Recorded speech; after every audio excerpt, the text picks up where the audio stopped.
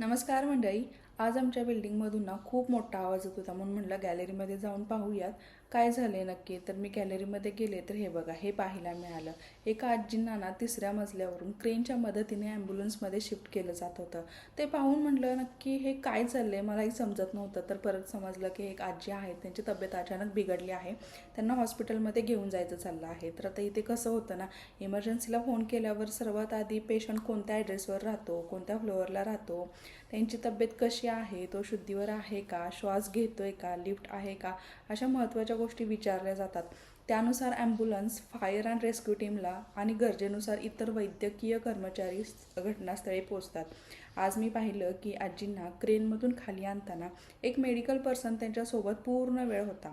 त्याच्या पाठीवर oxygen cylinder होता आणि तो सतत त्यांना ऑक्सिजन देत होता.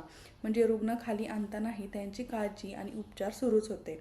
जर रुग्णाला जिन्याने किंवा लिफ्टने सुरक्षितपणे खाली आणणं शक्य नसेल तर अशा प्रकारे क्रेन किंवा एरियल प्लॅटफॉर्मचा वापर केला जातो. त्यामुळे रुग्णाला कमी हालचाल करावी लागते आणि सुरक्षितपणे ॲम्ब्युलन्सपर्यंत पोहोचवता येतं.